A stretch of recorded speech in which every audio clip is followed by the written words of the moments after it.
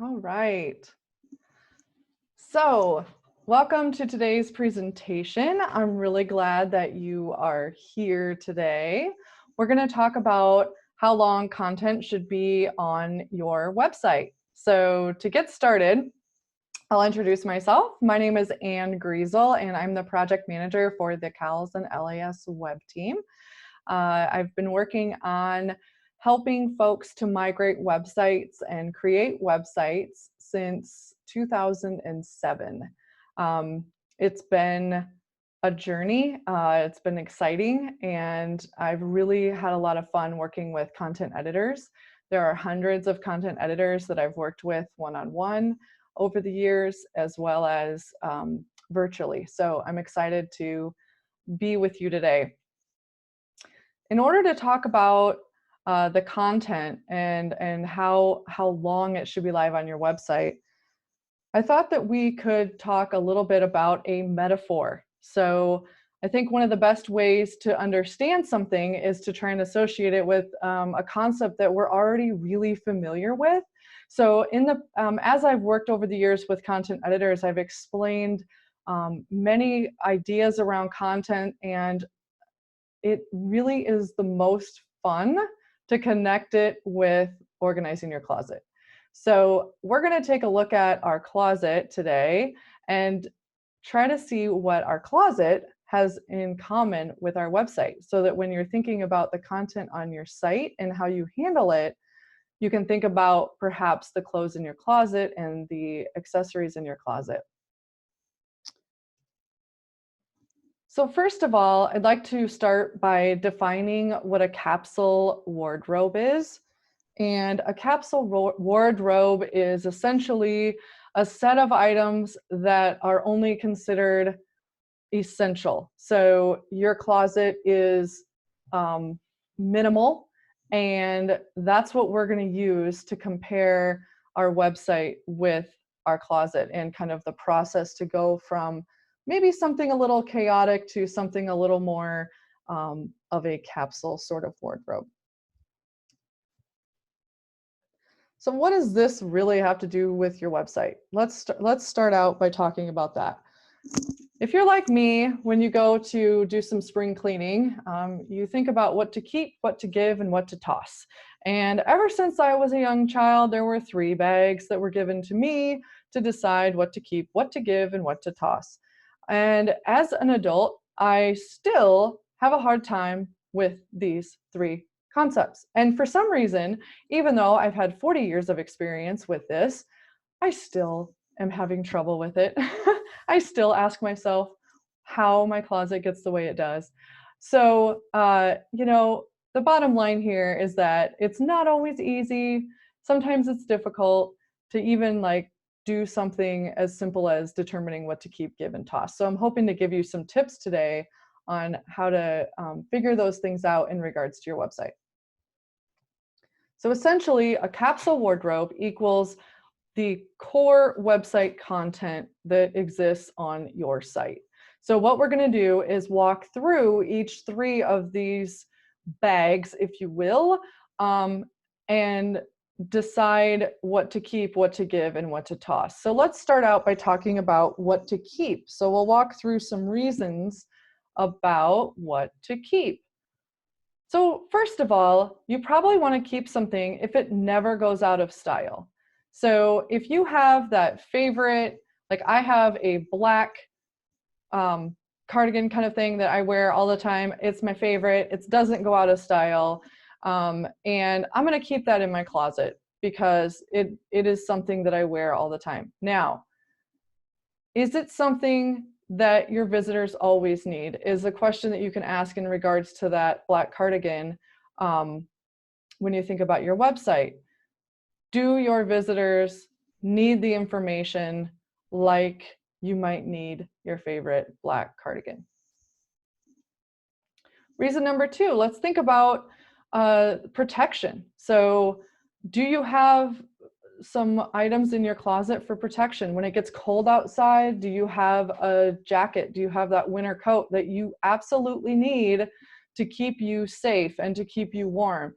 So you can think about that in terms of your content as well. Is the information required for your website for legal or compliance reasons, to keep you safe, to keep your department and your organization and even your audience safe? You know, there might be some information in that regard.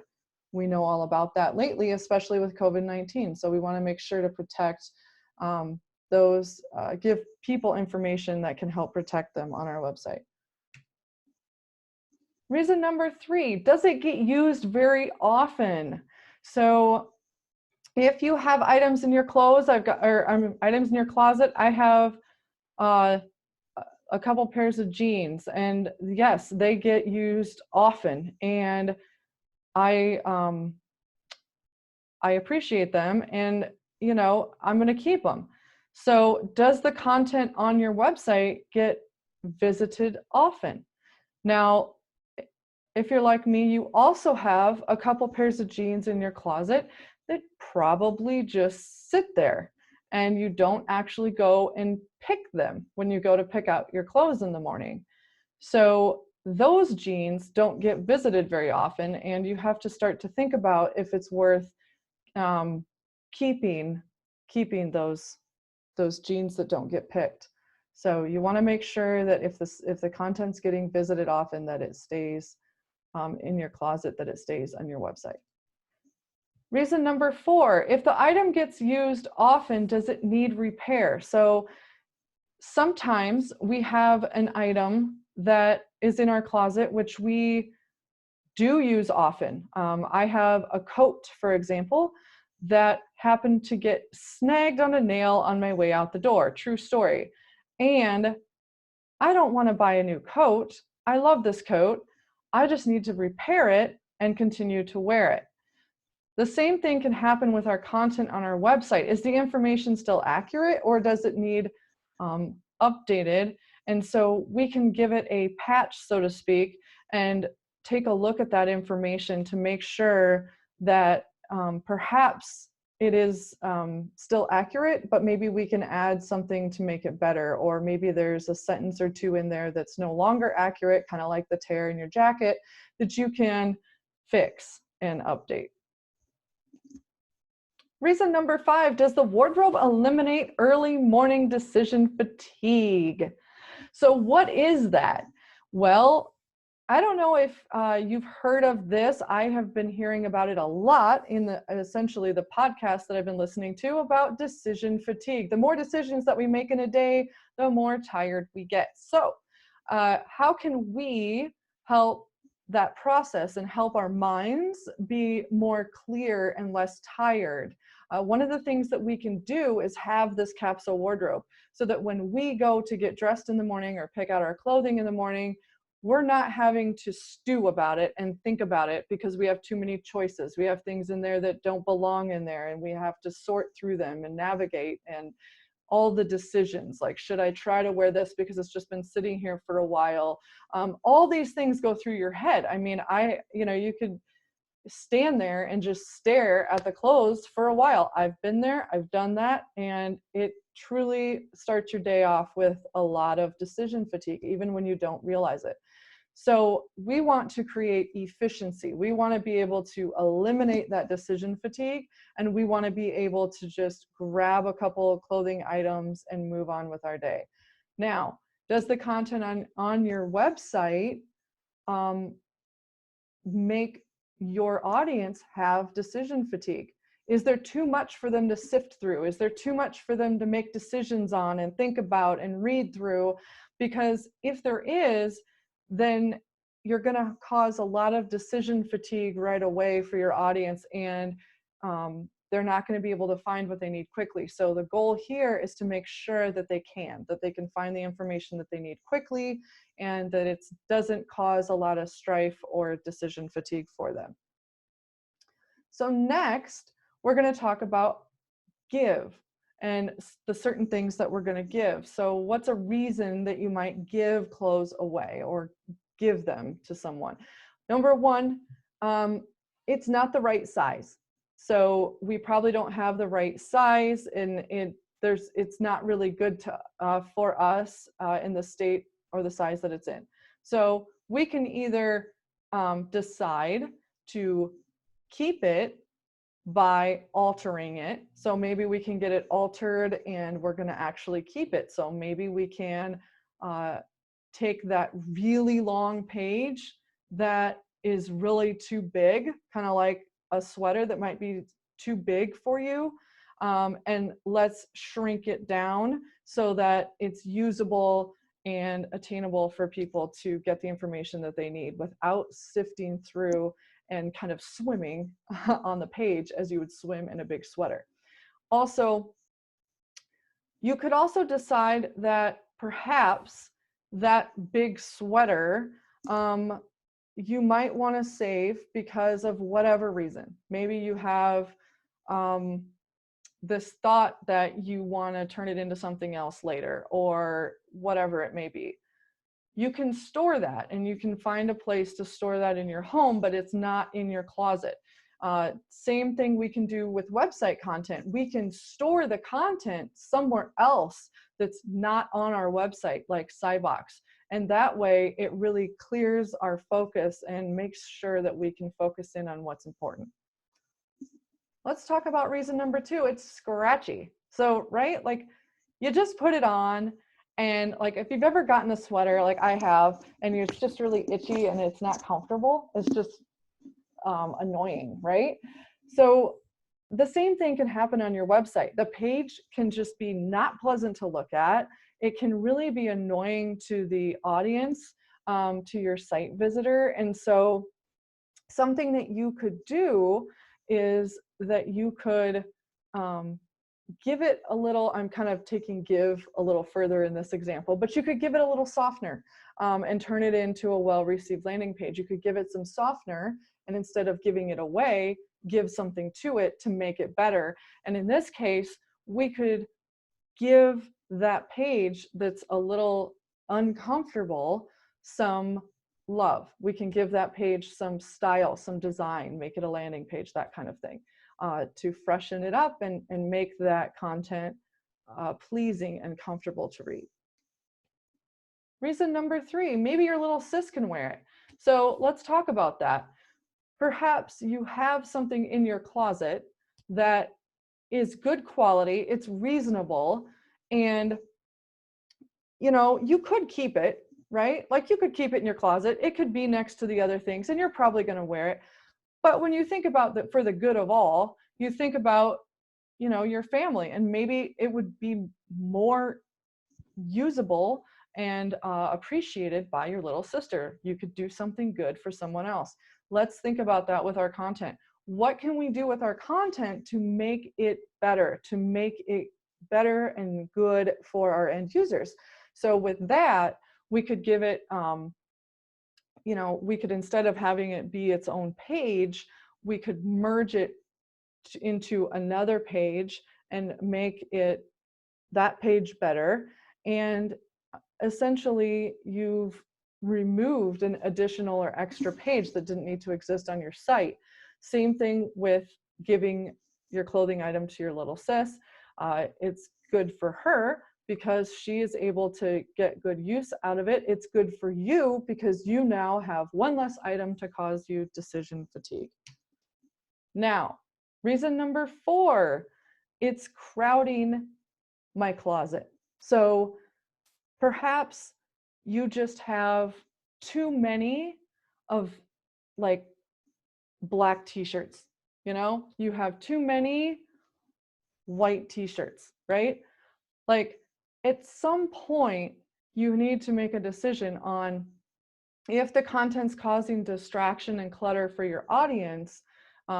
It might be great content, but it could be getting in the way of other content that is more important on your website. So in my closet, this like whole line of white t-shirts is distracting me because I don't need to see 15 white t-shirts. I need to see 3 of them so that I can see everything else that's in my closet. So those are things to think about in terms of giving content. Now let's talk about what to toss. So the first reason it just doesn't get worn anymore. So it's not in good shape to repurpose. And this would be, for example, something that's just like, it's been in your closet, like it might have been in my closet for the last 15 years, and it's just not in good shape to repurpose, but it's taking up room in my closet. So it's really no longer accurate in accordance with a website. Think about content that does not get visited. So your analytics report shows that the pages are not visited, and actually it's no longer accurate information. It doesn't actually provide the audience with correct information. This is a really good thing and a good reason to get rid of it. Reason number 2. So those favorite sweatpants of yours just lost a battle with the washing machine. So what does that mean? You know, you wear them and you wear them and you wear them, and there's holes in them, and it doesn't matter because they're your favorite and they're comfortable, and you keep putting them on and putting them on every day. And pretty soon something's going to get caught in the washer, they're going to tear, and you're not going to be able to wear them. So in this case, it's really great content. Like, they're really great sweatpants. And they're awesome because they get visited a lot. Like, however, when you really look at them, they're just full of holes and they're really not actually that great. And you probably should get a different pair, right? That happens with content. You can have a lot of content on your site that gets visited a lot, but to you looks like kind of an old holy pair of sweatpants that you're just curious why someone else would even care about, right?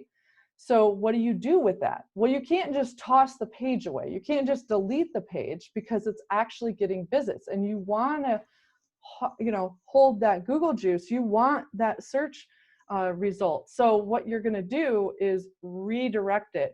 So you can actually redirect a page to a different one that has better content and better information on it. That's the same type of thing. So that's a good thing to do. Reason number 3, it's no longer in style. So if it's no longer in style and it's not going to be usable by someone else, really, you're not going to be able to make much off of this. It's probably going to, you know, go into like dress up clothes or the Halloween bin or something, right? Well, same thing with content. It doesn't match the environment of today. It doesn't match the style of today. What engaged students 15 years ago does not engage them now. What engaged students 10 years ago does not engage them now. What engaged students 5 years ago does not engage them now. And we're learning that that engagement is changing on a regular basis more and more often. So we're finding that just like the trends in fashion, I don't follow fashion very much, but you do know that the style or the fashion changes every single time you turn around. And so that's the same thing with our students. We need to be able to keep up on that and get them what they need. Again, remember that core wardrobe. You want that core content so that you can have that capsule wardrobe that is sufficient and usable, valuable for everyone. So the last reason that I have here to toss something is really the storage. Like, do you need the mismatched socks? I mean, I don't know about you, but I literally have a pile of mismatched socks. Like, they're just single mismatched socks. And occasionally I will get through all the laundry and I'll be like, okay, if there's no sock matches, we're checking them. Like, there's no point in keeping them. So really think about that with your website. How much of your website is costing you inventory? Why would I want to take up space in my closet for a bunch of socks that I'm never, ever going to use and no one else is going to actually find valuable? Because what's valuable about a single sock, right? In terms of putting it on your foot. Now, yes, you can reuse it. And I know we're all, you know, some of us are crafty and that kind of thing. But for the sake of this, it's not valuable. So remember that it costs something to keep that content on your website. It's not free to keep that old content on your website. You're actually paying for it, and you're paying for it in the speed of your website, how fast the pages load. You're paying for it in the return on investment for your end users. If they have to actually sift through cruft and content on your website like mismatched socks, you are losing potential students. You're losing the ability to get that content out into the world that you actually want to, that actually supports your mission. So make sure that if you're keeping around those socks, that there's a really good reason for it. And remember, you can always store them. You can store those socks in a different place. You can store them in Cybox. You can store them in your file share or your server space. Make sure that you think about that, because you don't want to cause that to block people from finding what they really want to. Okay, so with that, that's kind of the main presentation for today, but I did have a few extra pieces of content that I wanted to, or questions that I wanted to bring up and talk about that have to do with content, that are questions that I usually get a lot of and that I've received over the years. So we're going to try to quickly answer some of those questions. So first of all, what if I need to keep an archive? I can't tell you how many times I've been asked this question. Like, I need to keep an archive. I need to keep it all on the website. I need to keep it all there, right? So let's unpack that question a bit, okay? So think about some of these things, like, and I put this in a different font because I want you to really get that cup of coffee, sit down, and take out a pen and a piece of paper and actually write. You know, there are studies that when you write with your hand and a pen instead of typing, there's a connection, there's a stronger connection between your mind and that pen, and there's a lot of thought that can happen here. So I recommend that you actually just start brainstorming and thinking out loud on paper. Why do you need to keep the archive? So the real word to pay attention to here is you. So why do I need to keep the archive? And what's the purpose of this archive?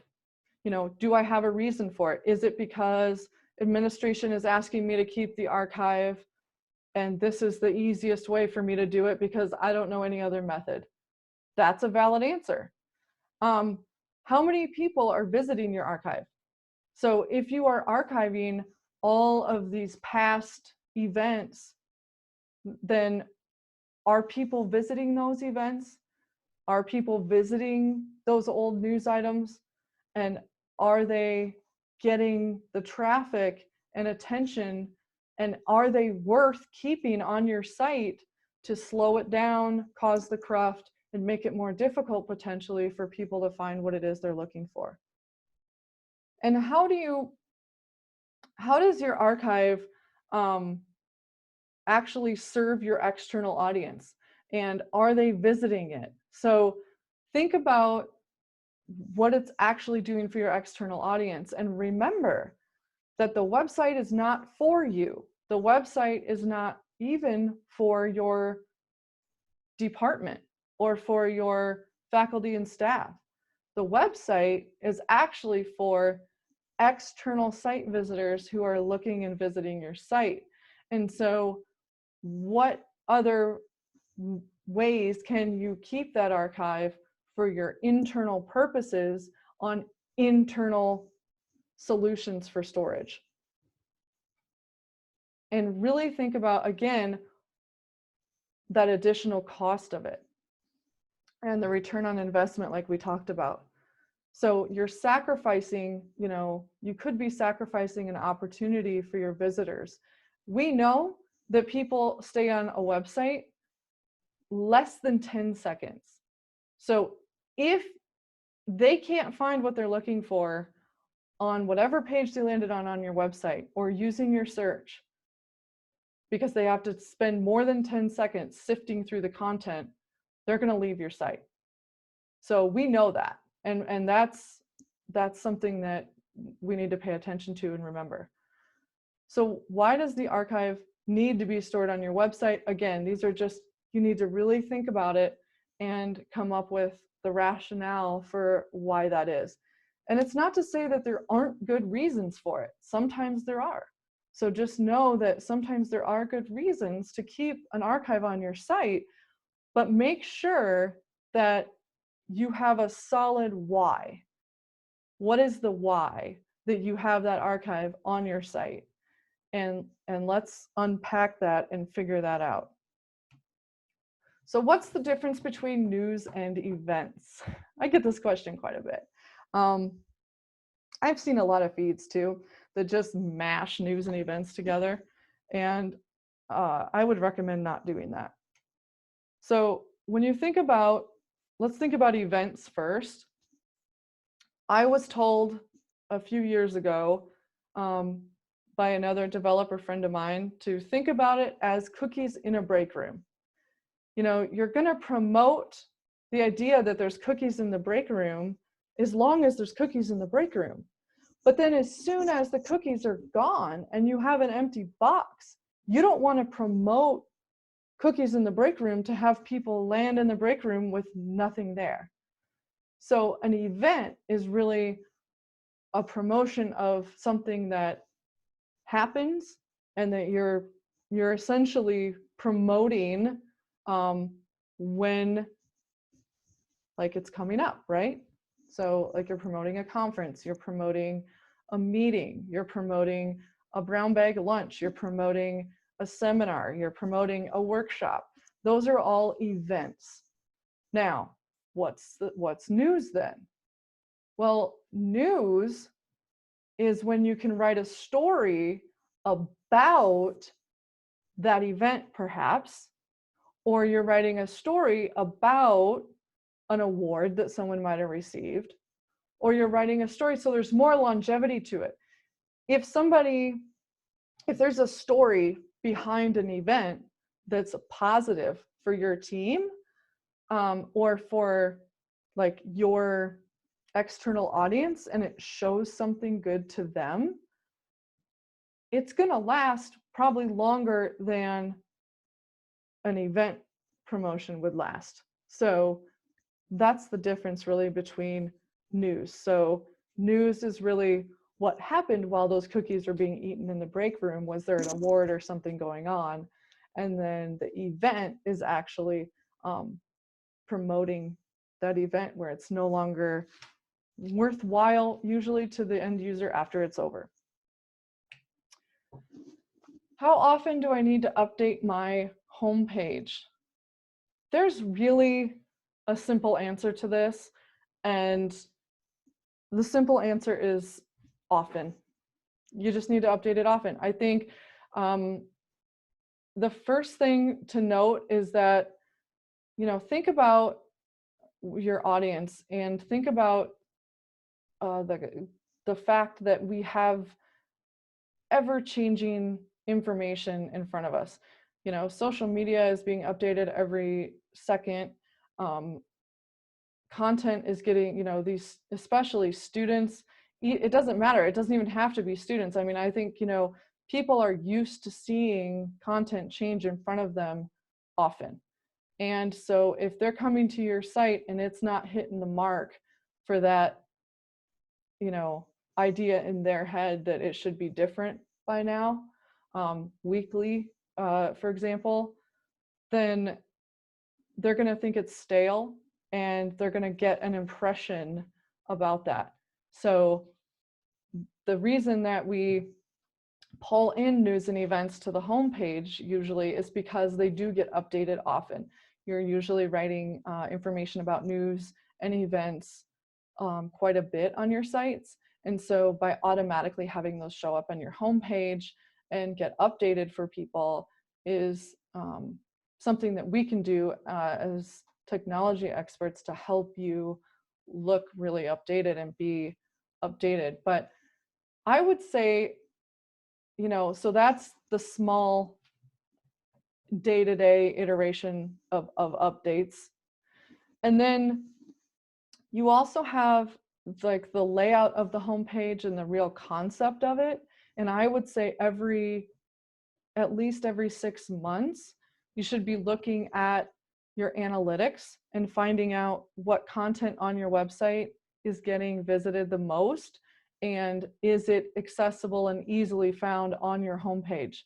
And sometimes that means looking at those analytics every month so that you can find, you know, instead of doing like an entire homepage overhaul, you could do just small updates to your homepage. Like if you saw that there's a couple pages people are visiting all the time, you had a hot news story a week ago and it's just gaining traction all over the place, then you want to make a button, you want to make an image, or you want to make some way to highlight that on your website. And then the next month, if next week, if something else is more important, then you'll want to highlight that. So it is important to do. And then I would say every 6 months to a year, you really want to look at the homepage as a whole. What do you want to change? Do you want to change the look and feel, the order of things? Can you tell where people are visiting more of most, you know, on your website?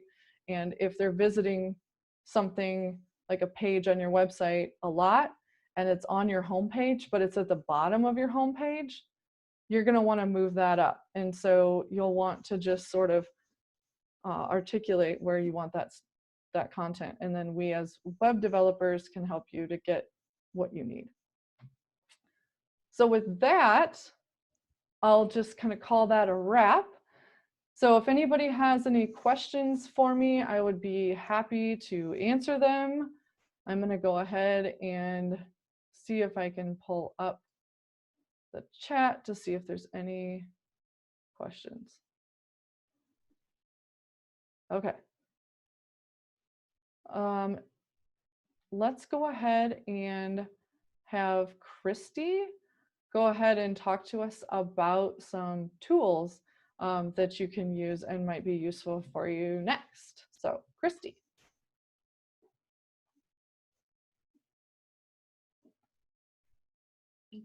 Sorry. Can you stop sharing your Oh, sorry. I have to No, stop that's okay. share. There we go. Thank you. That was Yeah. very helpful information. So while I'm getting this set up, if anyone has questions regarding Anne's presentation, feel free to start typing those in the chat box, or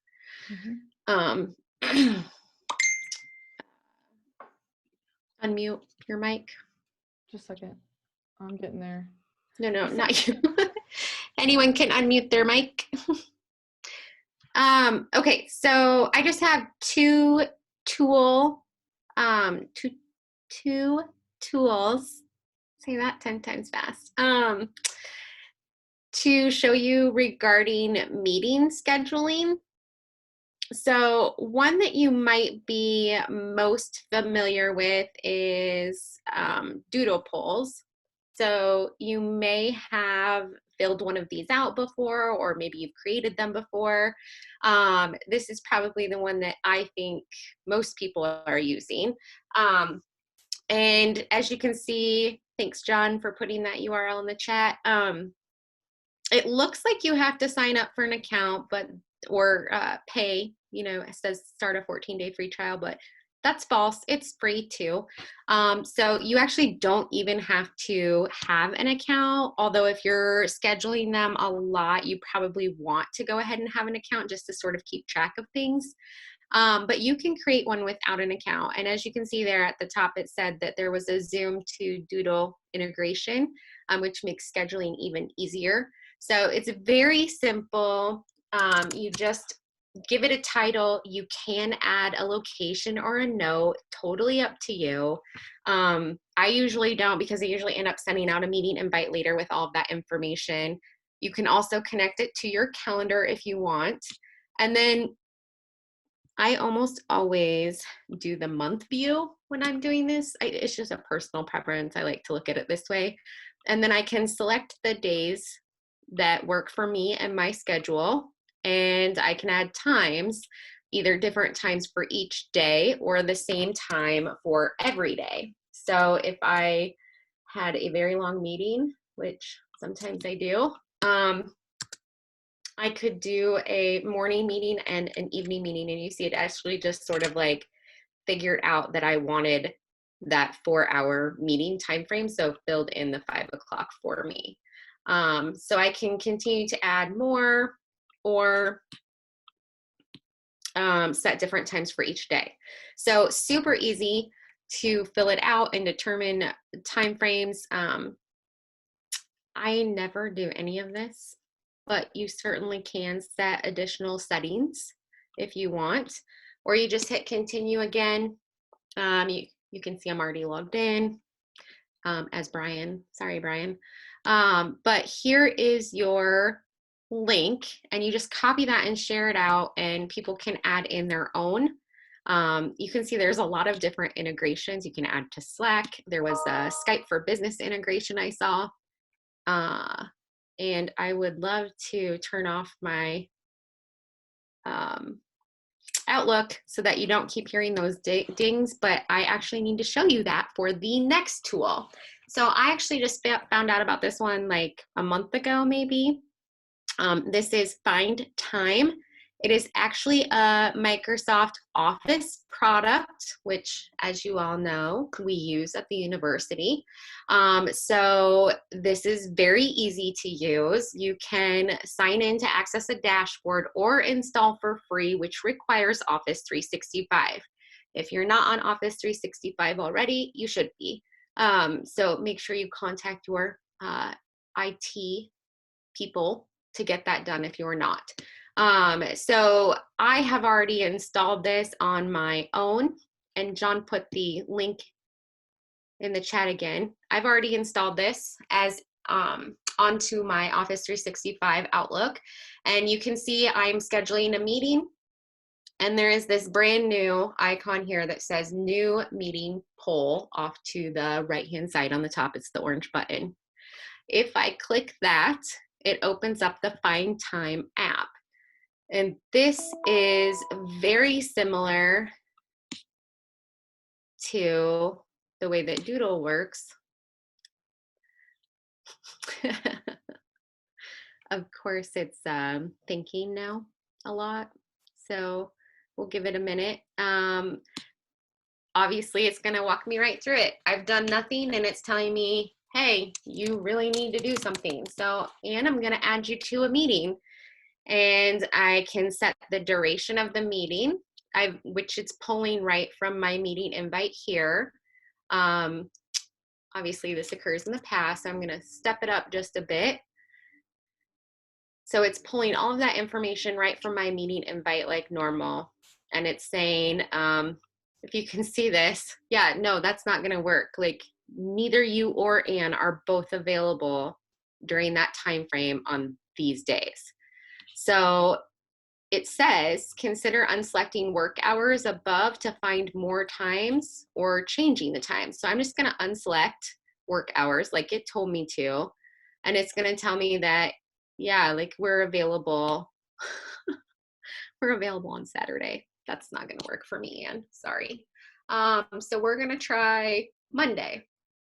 And this is just an easier way of finding the scheduling, especially when you've got a lot of people that you're scheduling with. I don't know if a lot of people use this, but I frequently will use the scheduling option on my invite. But as you can see, there's not a lot of space for names there. So if I have a lot of people that I'm inviting to a meeting, I'm constantly having to scroll up and down on that list to see who's available when and set my appointment this way. And so with Find Time, it's a lot easier because I can see that at 8 a.m. on Monday, Ann and I are both free. It has both of our little people there, and I can easily add that time to my calendar. Just automatically sets up. Also has a Skype integration. And that's it. It's so super easy.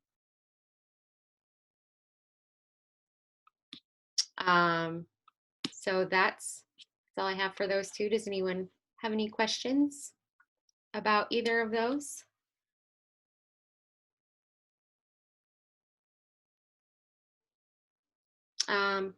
I know Anne has a question too.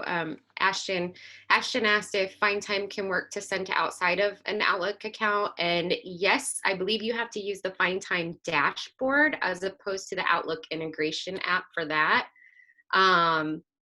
So I think there's a use case there for both if you're working outside of an Outlook account or, even potentially outside of our organization. Although I will say that if it does not require everyone that you're trying to schedule with to have the Find Time app. So Anna, I don't know if you have the Find Time app on your Outlook yet. No? No, not yet. Okay, so I could obviously still see her schedule even though she doesn't have the app, but that's because she's also using Outlook.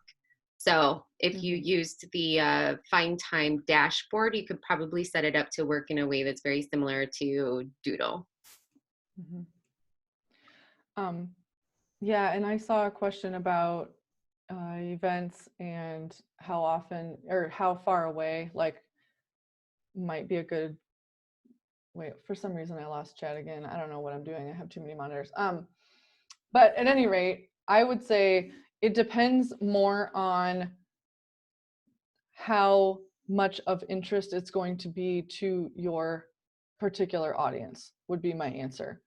So, if there is a conference that's going to happen that is extremely important or good for your end users or your audience, and that they usually attend it and they're looking for information about it, then it's not really the distance. If it's an activity that doesn't have much leeway for notification, like let's say you have a 4-H activity happening in your county in 3 days from now, and you just want to do an extra push on your website for it because sometimes things get behind, you're not probably going to want to promote something that's 3 hours away for your people. So let's see. How much you should be updating on social media with news and events.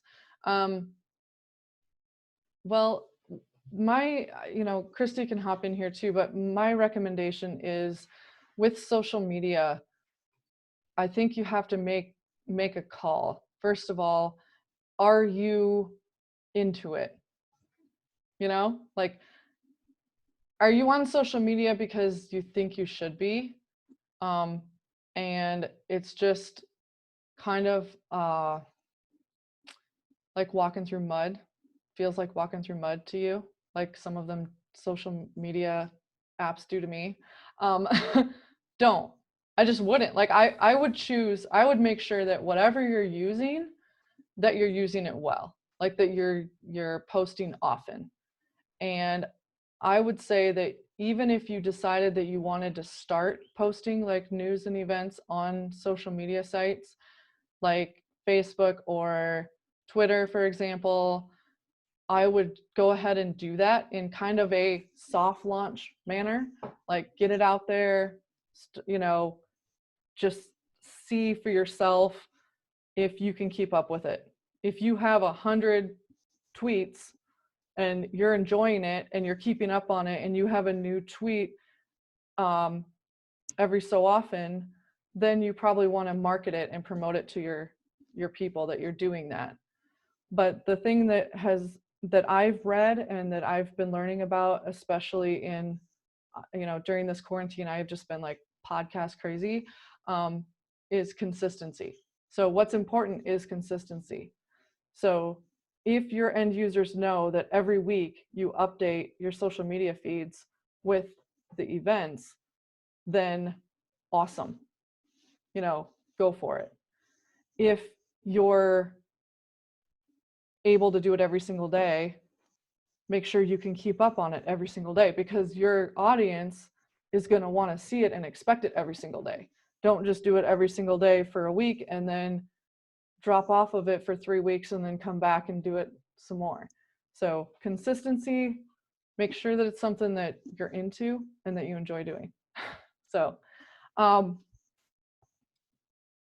right, podcasts. Did my phone just die? Oh wait, no. All right. I'm going to actually just open up my podcast player and I'll mention some that might be of interest to people. Now, these aren't specifically tech related. A lot of mine that I like to listen to are leadership based, and some of them are pretty new to me, but I've been having fun with them. So also, I'm going to just tell you that a couple of these titles are like, that's a little off, but it's a good podcast. So I listen to Drunken PM Radio. It has nothing to do with alcohol, trust me. It's about agile and project management, and it's really, really good.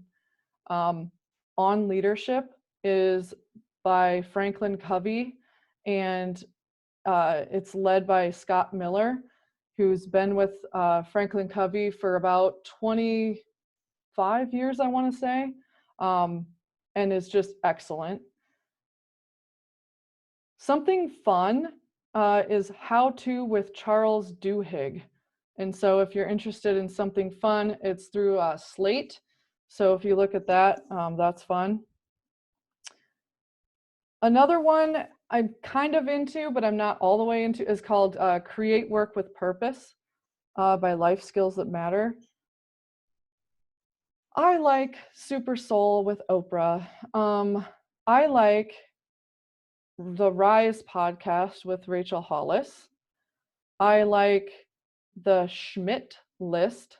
It's SCHMIDT List, who is by a guy I believe is in Minneapolis, and he runs a company, like a marketing firm, but he interviews tech folks, marketing folks, communications folks, small business owner folks. Just every podcast is really good. I'm enjoying that. And I talked a lot today about capsule like wardrobe. And so I learned today actually that there's a podcast called Soul and Wit that is written, or that is produced by a woman who created the Project 333 deal. Straight Up with Trent Shelton. There's just a lot of good ones. The Productivityist is excellent. Productivityist, if you're looking for that. Yeah, I think those are pretty much the leadership ones that I've been listening to. And if anybody else has resources for, John's like, how do you have, oh, John, I listen to them all the time. I listen to them when I'm cleaning house, when I'm doing dishes. They're on in my kitchen all the time. When I get ready in the morning, I have a different podcast on every day. So it's super fun. I really like them. Anybody have any other questions? If you have a podcast that you like to listen to, please put it in the chat, because we'd all like to see, and Christy put some of hers in there. Sorry, maybe I should have just put them in the chat instead of like spend a half an hour talking about them, but hey. I'm glad you shared those. I'm always looking for podcasts. If you're not listening to podcasts, you totally should. I got sucked into podcasts with like the Serial podcast, which is not a professional podcast at all. It's about criminals. But it's very intriguing, and I just got hooked. And I've been hooked to podcasts ever since. And I eventually branched out into things that, were career building too. But I still totally dig the some of those crime podcasts too. Yeah, I mean, honestly, it's like listening to the radio, like a talk show for radio. If you're not familiar with a podcast, it's really like that. So um, I I also have, different types of podcast groups. So I have a lot of faith related or religious podcasts I listen to. I'm always learning something there. And then I really got into Audible as well. Mm-hmm. Audible is where you can have books read to you and basically just listen to a book being read. And I'm currently listening to Talking to Strangers, and it is fantastic by Malcolm Gladwell. He actually, in the reading, has brought in folks that he's mentioning and events in the world that he mentions. He's actually having them speak those words, and those people speak those words, and it's just a fantastic experience. So anyway, Audible is, we totally digress, but yes, yeah, Audible. totally great. Thanks for All sharing right. them. Well, I think we're good. I hope you guys have a fun rest of the day. It's the great weekend. We have some sunshine. Hopefully it doesn't freeze tonight, but we'll see you guys all next Friday. We'll figure out the next best webinar for you, and we will send it your way. And also we will get it posted pretty quick here. We'll have it posted today. So Thanks, Ann.